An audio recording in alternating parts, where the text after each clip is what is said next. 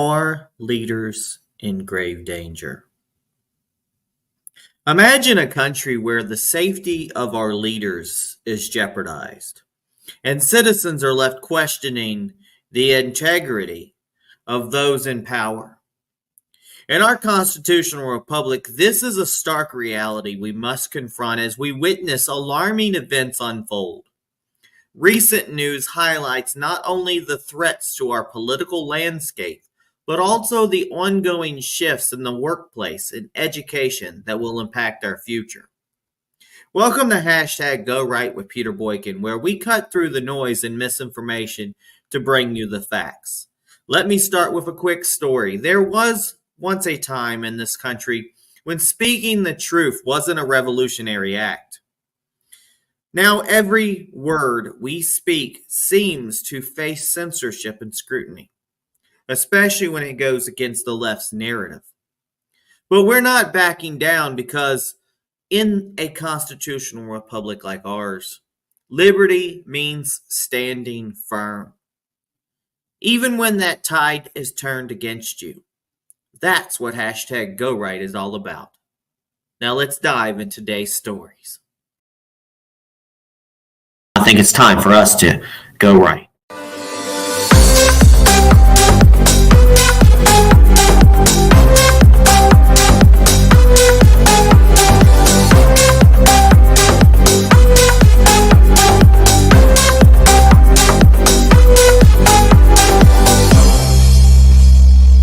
Threats against our constitutional republic uncovered in chilling assassination plot. The state of our constitutional republic is under intense scrutiny as alarming events unfold, particularly surrounding a foiled assassination attempt on former President Donald Trump, the second one. Recent revelations from the Department of Justice have disclosed a letter from Ryan Rolfe, the individual charged in this assassination plot, in which he chillingly offers a $150,000 bounty for anyone willing to, quote, complete the job. Ralph's unsettling words captured the gravity of the situation. Quote, "This was an assassination attempt on Donald Trump, but I failed you. I tried my best and I gave it all my gumption I could matter. It is up to you to now finish the job, and I will offer $150,000 to whoever can complete the job." Let me let you know, folks, he's not going to be able to pay you. He's going to be in jail. There ain't no money in jail. Just cigarettes and other things. This letter raises critical questions about the motivations behind such threats. Investigations have uncovered that Rolfe spent significant time scouting Trump's movements, including monitoring his daily patterns at the Mar-a-Lago resort and the West Palm Beach golf resort. Ralph was found with 6 cell phones in his vehicle, one of which contained Google searches for directions to Mexico. His evidence was pivotal for the DOJ prepares to file charges of attempted assassination against him. Moreover, Rolfe's ties to the Iranian regime further amplify concerns regarding the origins of his funding. In a 2023 book, he called for Iran to assassinate Trump, citing the former president's policies towards Iran as motivation. This leads us to question how deep these connections run and who else may be involved in this chilling narrative. With a $150,000 bounty in play and evidence on Ralph's travels to and from Ukraine, it's prudent to ask, where is this funding coming from and what networks may be supporting his intentions? And I'd like to have the question of, when the heck did they think that this guy supported Donald Trump? I don't understand that one. Doesn't seem like he ever did. The DOJ's decision to release such a volatile, and what also gets me is the man was active while I was in the GOP in Guilford County around 2018 or so, because this guy lived there in North Carolina. All right, the DOJ's decision to release such a volatile letter is also perplexing. While Ralph currently faces federal firearm charges, the letter is critical evidence of his intent for the impending assassination charges. However, one must wonder if making this information public further endangers Trump's life. Donald Trump Jr. raised an important concern, suggesting that the DOJ's release could inadvertently put Trump at a greater risk. Ralph's research into Trump's daily movements paints a troubling picture of calculated premeditation. And in a disturbing twist, and I knew it was going to come, Ralph's son, Oran Ralph, has also been arrested on federal charges related to possessing child pornography. Investigators discovered hundreds of child pornography files during a search of Oran's residence, which occurred during an investigation unrelated to child exploitation. This adds another layer of tragedy to an already convoluted situation, raising further questions about the moral fabric of those involved in this entire affair. As these unsettling events unfold, we must remain vigilant and aware of the threats that challenge the integrity of our constitutional republic and the intersection of political threats, familiar legacies, and moral decay presents a complex narrative that demands our attention. Now, public sentiment. Amidst these unfolding stories, it is notable that Secret Service approval ratings have hit a record low. This decline signals a growing concern among citizens regarding the safety and security of our elected officials. As a constitutional republic, we must prioritize the position and protection of our leaders and address the challenges that contribute to these low approval ratings. And giving historical content, as we consider the current state of our justice system and workplace dynamics, it is essential to reflect on our history. The first Supreme Court was established in 1789, setting the groundwork for our judicial system and ensuring that the rule of law prevails in our constitutional republic. Understanding our legal foundations is vital as we evaluate the justice system's response to threats and criminal behavior in our modern age.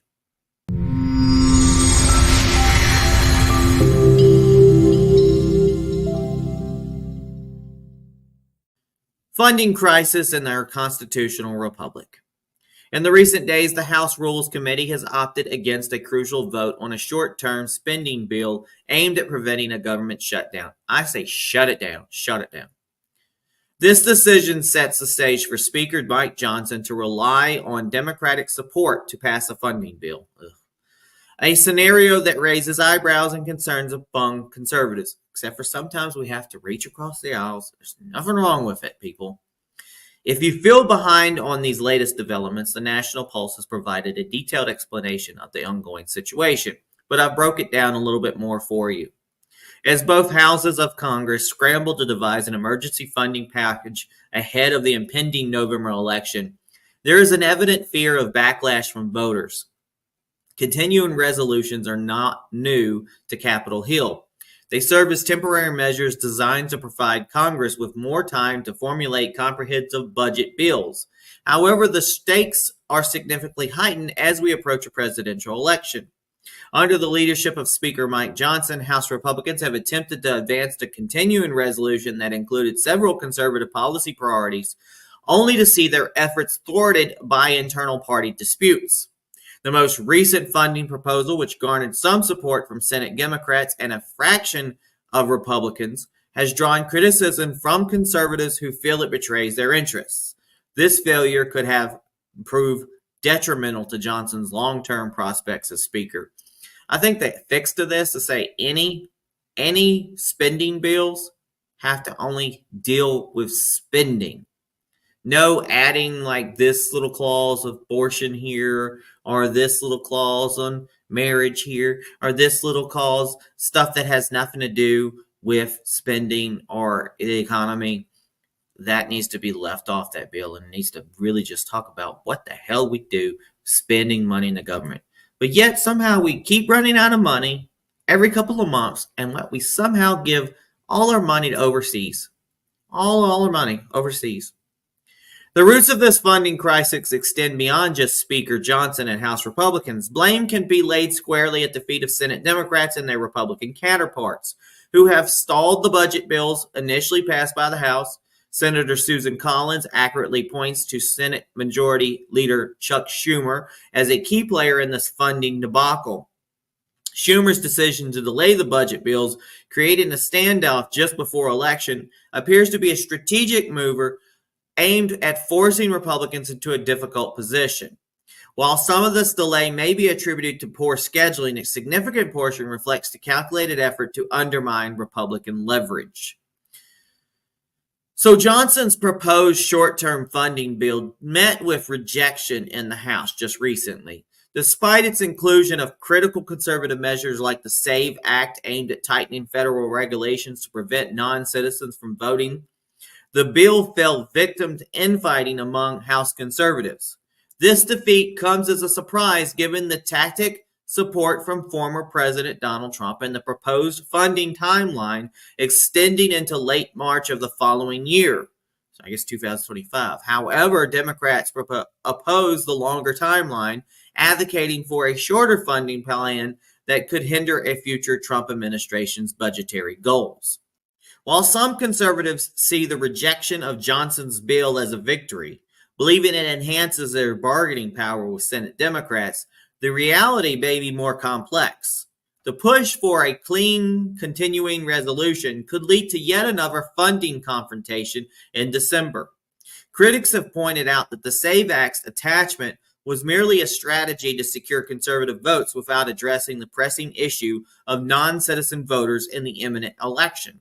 Furthermore, the outcome of the failed resolution might actually represent conservatives' most advantageous position, given the narrow margins in the House and the Democrats' control of the Senate.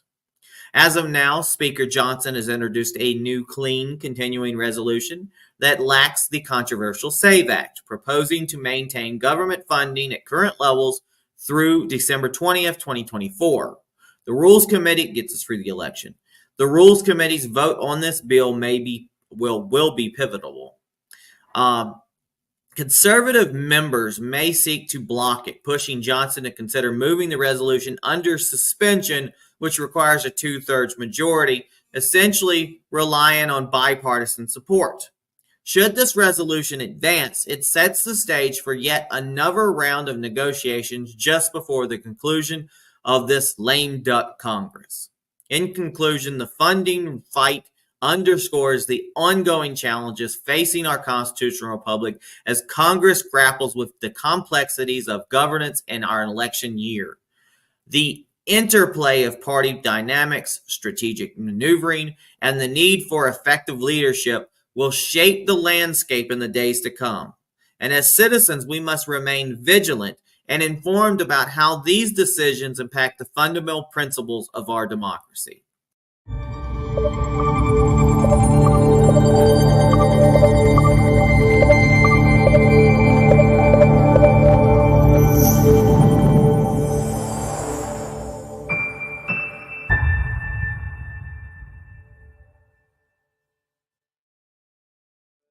Workplace trends. Shifting gears, recent surveys show that 79% of CEOs are advocating for full-time employees by 2027.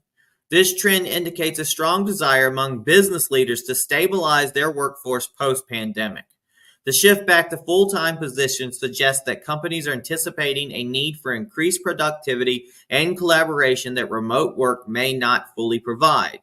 As our constitutional republic navigates the challenges posed by the pandemic, these insights signal a critical moment for economic recovery. Yet, I still think in a lot of positions you can work remotely and it works out well. It builds on family. It gives people better family time. And there's no need for people to be at desks doing things that they could do at home. Yeah, you can do a meeting, in a meeting room where everybody can stare at each other. Or you can do it like you've been doing it through video conference, which I think actually makes people more in tune with the meeting because everybody's seeing everybody on the screen. Meanwhile, career insights for those navigating their educational career paths. A recent report highlights that the highest paying bachelor's degree by mid-career is in petroleum engineering. As the energy sector continues to evolve, this degree can open doors to lucrative opportunities. In an ever-changing job market, making informed educational choices is crucial for future success. Escalating conflicts and political spending in America. In a recent surge of violence, Israeli strikes on Lebanon have resulted in the deaths of over 490 individuals, marking the deadliest military engagement since the 2006 Israel-Hezbollah conflict. This situation in the Middle East is dire, prompting the Biden-Harris regime to deploy additional troops to the region. This move indicates an escalating concern about the intensifying warfare between Israel and Hezbollah, which raises critical questions about our nation's foreign policy and military commitments. I think the key word is deploying additional troops to the region. Because remember, Kamala Harris, during her debate with Trump, said this is the first time in America's history that we've had no troops in any war zones and anywhere. And then the soldiers that are there are like, well, where the hell are we then? As we witness those troubling developments overseas, it's essential to reflect on how these conflicts impact us domestically. A clear strategy is needed rather than knee-jerk reactions that seem to characterize this administration's approach. We must prioritize the safety of American citizens while fostering stability in regions fraught with violence and unrest. And I know a lot of people say the Republicans are warmongers and stuff, but honestly, when you're putting most danger, as I think when the Democrats are in order. Yeah, because I really think that they put you in the most danger, at least recently. In another domain, the competition for political influence is heating up as Democrats have spent a staggering $1.8 billion on political advertising since August 1st of 2024. This figure stands in stark contrast to the $1.3 billion invested by Republicans, probably because Donald Trump doesn't really have to advertise. The disparity in campaign spending showcases the aggressive strategies employed by the left. I've seen their commercials. It's just lies, lies, lies, lies, to sway public opinion as we approach the election season. It's a clear reminder that financial resources can play a pivotal role in shaping electoral outcomes, and we must strategize effectively to counter this financial might. But I also got to remind you, folks, that whoever has the most war chest is not always the best.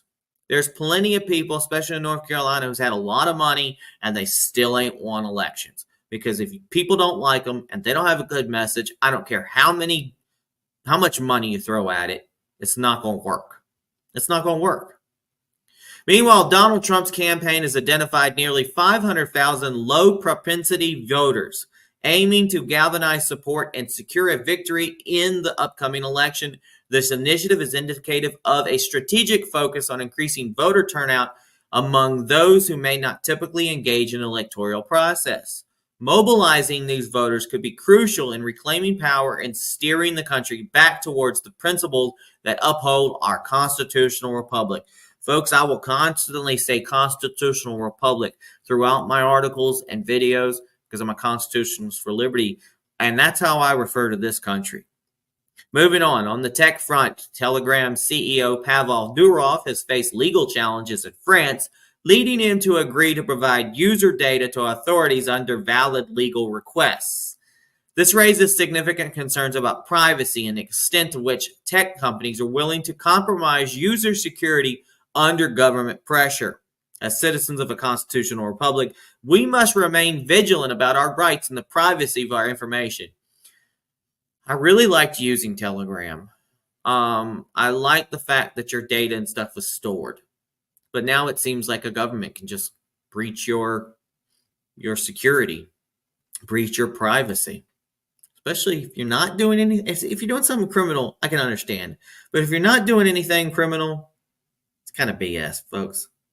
Furthermore, the Biden-Harris regime has opposed legislation aimed at prohibiting Chinese Communist Party officials from acquiring land in the United States.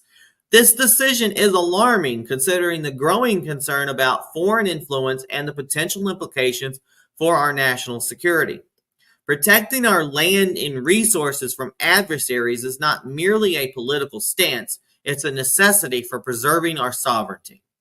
Finally, in a thrilling development for space exploration, Elon Musk's SpaceX is planning to launch a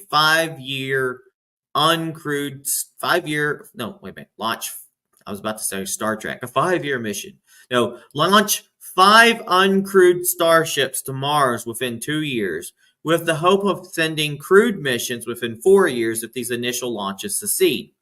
This ambitious endeavor highlights the technological advances we are making and the potential for humanity to extend its reach beyond Earth. I mean, you can imagine if we can get robots and things to build places, could they build places so when we send humans, there's already built areas for the people to go to. In conclusion, we can, as we navigate through these turbulent times, it's crucial to remain informed and engaged. The decision made by our leaders today will shape the future of our constitutional republic. Let's advocate for policies that uphold our values and ensure the safety and prosperity of all Americans. Remember, it's our duty to hold our government accountable and to stand firm.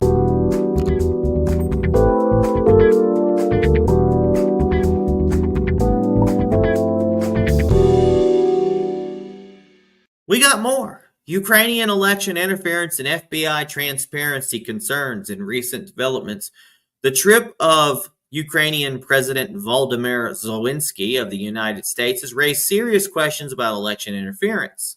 Zelensky's visit to Pennsylvania, where he appeared alongside Kamala Harris, surrogates like Governor Josh Shapiro, has sparked concerns among political commentators and citizens alike. Critics argue that this trip, funded by the U.S. taxpayers, serves to bolster Harris and the Democrats while undermining Republican candidates. During an interview with New York Magazine, Zelensky openly criticized Donald Trump, stating, quote, "My feelings is that Trump doesn't really know how to stop the war, even if he might think he knows how." He also targeted Trump's running mate, J.D. Vance, labeling him as too radical. This kind of direct political commentary from a foreign leader during an election cycle raises the question, is this a case of meddling in American elections? I got to tell you, folks, Donald Trump wants peace. This is literally a Russian civil war. Ukraine, Russia, it's a civil war. It's not a battle over like religion or land per se. It's a civil war between the two countries. And our current regime has basically taken a side, said they want Ukraine to win. They're working actively against Russia. They're trying to drive us toward a war, a full-out war with Russia, which is another World War III. We don't need that. We do need to have some relations and stuff. And I don't like how this Zelensky guy's in, because he is using us, using America for a paycheck, honestly. I mean, in conspiracy theorist mind, I start thinking maybe Putin and Zelensky are in cahoots with each other. You know, I know it's laughable, but I mean, if Russia was trying to bleed us dry and take our money, why not use Zelensky? Who knows? You don't never know what's going on, honestly. But Trump's made it clear. He made a clear promise to end the conflict between Russia and Ukraine if he is elected president. He has consistently reminded voters of his track record during his tenure. I mean, he brought peace in the Middle East, and it destroyed it right after he was gone. He emphasized that there are no new wars or conflicts while he was in office. That's true. At a recent campaign rally, Trump jokingly remarked, "I think Zelensky is the best salesman in history. Every time he comes into the country, he walks away with $60 billion. He wants so badly for Dems to win this election, but I'm going to do it differently. I'm going to work to achieve peace." This highlights Trump's commitment to a different approach, one that focuses on resolution rather than continuous military involvement. We need that. I'd rather have the $60 billion to help people like our homeless people, to help people like my father, a veteran, to help people get food and clothes, to basically put Americans first. Things that we need. I mean, we have a budget crunch. We have the government shutting down. And meanwhile, another $60 billion to Ukraine. Furthermore, recent polling indicates that the American public is increasingly skeptical of a further financial support of Ukraine, with only 24% in favor of increased funding, while 31% oppose it, because we're all hurting at the pumps. We barely can pay our rent. People can barely eat. There is nobody really that's really able to spend that much money. And I know people are shopping and people are spending. Yeah, but everybody's putting on credit cards and everybody's hurting and everybody's crunching and everybody's working themselves to the bone. And yeah, it's easier to spend money now because electronics and stuff have gotten a lot cheaper. And then maybe people are spending more money on like food and stuff because honestly, sometimes it's cheaper to go out to eat than it is to, cook at home.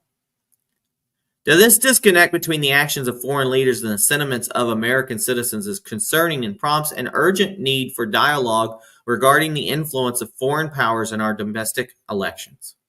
And another significant matter, the FBI's accumulation of sensitive information is raising alarms regarding accountability and transparency within our constitutional republic.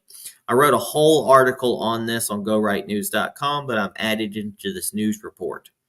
Reports indicate that the FBI now holds what many believe to be the largest constellation of potentially incriminating materials ever assembled.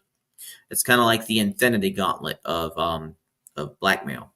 This collection includes items such as Anthony Weiner's laptop, Hunter Biden's laptop, the data related to high-profile individuals like Jeffrey Epstein, now P. Diddy.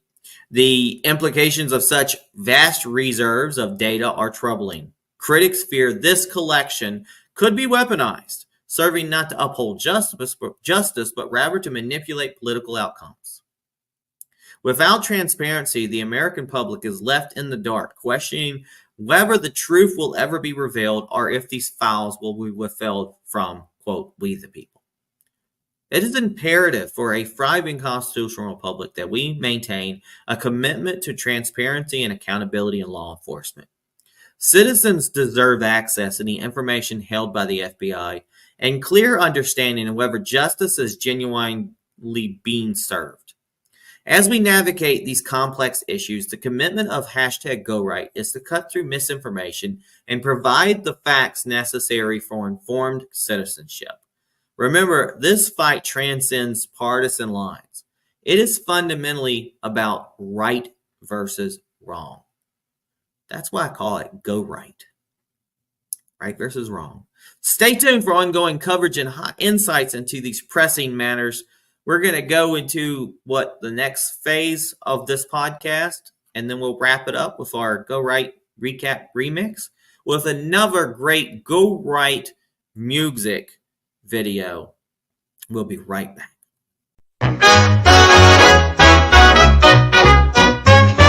Are our leaders in grave danger? Yeah, that's the question on the street. From the shadows, threats arise, and we're feeling the heat. A constitutional republic we defend day by day, but always safe, or do the dangers make us sway? Keep our republic strong, don't let it fall. We'll rise against the threats, we'll stand tall. For Go Right News, for those who fight, we're standing for truth in the morning light. From the halls of justice to the battlefield of far, we're watching, waiting, who's gonna raise the bar? With bounties on heads and secrets untold, gotta protect our leaders, gotta be bold. Don't let fear take the stage, we won't back down. In this constitutional republic, we'll wear the crown. For the brave and free, we'll always fight. Go Right News leads with all its might. Assassination plots whispered in the wind, but the truth is stronger. Where do we begin? They can't tear us down, we're too strong to break. In this land of liberty, it's our lives at stake. Let the brass blow loud, let the rhythm ride. We're fighting for justice with American pride. For Go Right News, we'll always stand, defending liberty across this land. With the DOJ and question motives unclear, we won't let corruption control what we hold dear. We'll follow the money, we'll expose the lies. Constitutionalists for America, it's time to rise. We're the heartbeat of this land, will never fade. The strength of our nation will not degrade.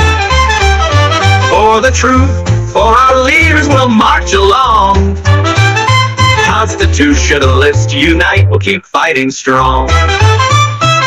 They want to shut us down, take away our voice, but we've got the power, we've made our choice. From Capitol Hill to the streets below, we'll never be silenced, we'll let the whole world know. Swing the beat, let the brass sound out, we're raising our flag, there's no doubt. For Go Right News, we'll keep it alive. In our republic, we'll always survive. So here's to the fight. It's long and it's hard, but we'll hold our ground. We'll stand on guard with the truth as our weapon and courage our guide. In this constitutional republic, we'll never hide.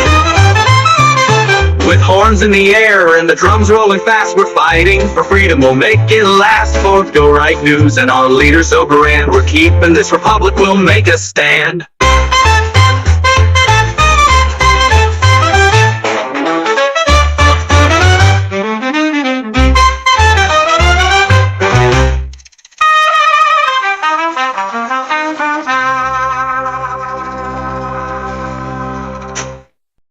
Welcome back. This is the hashtag GoRight Remix recap. If you haven't already, please share this video. This is a quick recap of what we just talked about. If you just tuned in, thanks for tuning in. We do this every time. Imagine a nation where the safety of our leaders are threatened, leaving citizens questioning the integrity of those in power. This is the stark reality we face in our constitutional republic. Recent events have revealed alarming threats, including a chilling assassination plot against former President Donald Trump, shedding light on the dangerous dynamics surrounding our political landscape. And in today's episode of hashtag Go Right with Peter Boykin, we really cut through the noise, and we delivered you the facts. Once speaking the truth was a commonplace. Now it feels revolutionary as we combat censorship and misinformation. So let's explore how those challenges affect us. There are threats against our constitutional republic. A foiled assassination attempt against Donald Trump has emerged. It's the second time. With unsettling details from the Department of Justice highlighting the motivations behind such threats. The chilling letter from the suspect reveals a $150,000 bounty for his assassination, which raised critical questions about the origins of his funding, especially considering his ties to the Iranian regime. I mean, are the CIA out to get Donald Trump? The FBI? The DNC? MI6? Harris? Current administration? Who knows? Meanwhile, the public believes, as these events unfold, that the Secret Service's approval ratings are alarmingly low, indicating growing concern for the safety of our leaders. Because in our constitutional republic, we must prioritize the protection of those who elected to serve us. And we're also having a funding crisis. The House Rules Committee recent decision not to advance a critical spending bill has created a precarious funding crisis. With the upcoming election, Speaker Mike Johnson faces significant challenges as he navigates party disputes and the looming threat of a government shutdown.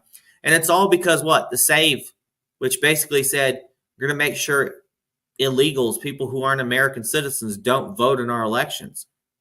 But we had to take that out because the Democrats want our elections to be skewed by people who aren't supposed to be voting. Meanwhile, in workplace trends, interestingly, surveys indicate a shift back to full-time employment, signaling a desire among CEOs to stabilize their workforces post-pandemic. This move is critical for economic recovery as we adapt to changing workplace dynamics, which I still think a lot of people should be working at home. It's better, and it still works, as long as it works. Meanwhile, there's escalating conflicts. Escalating violence overseas and aggressive political spending highlight the urgent need for strategic planning. As Democrats outpace Republicans in political ad spending, the importance of mobilizing support among low propensity voters becomes increasingly clear. We've got to get out to vote. And lastly, there's FBI transparency concerns. Concerns around the FBI's accumulation of sensitive information raises alarms about accountability and transparency in our justice system. And as citizens, we deserve clarity regarding the potential weaponization of this data. It's the people's data. The government's supposed to be working for us. Now, as we navigate these turbulent times, it's crucial to remain informed and engaged. And these choices made by our leaders today will shape the future of our constitutional republic tomorrow. So for more information and insights, visit GoRightNews.com and stay connected with us at GoRightNews on Rumble.com and search for hashtag GoRight with Peter Boykin on YouTube, TikTok, Facebook, X, and more. Your support is invaluable. Consider donating via Cash App at Peter Boykin, the number 1, with links available on GoRightNews.com and PeterBoykin.com. And every podcast, I have this right behind me, well, on this side, right behind me. And if you scan that, that will take you, and I just updated it, it will take you to a link tree of various links that you can go to. But these same links are on Go Right News and peterboykin.com. So together, let's continue to fight for truth and integrity in our republic. And remember, it's time to go right. Peace, everybody. God bless.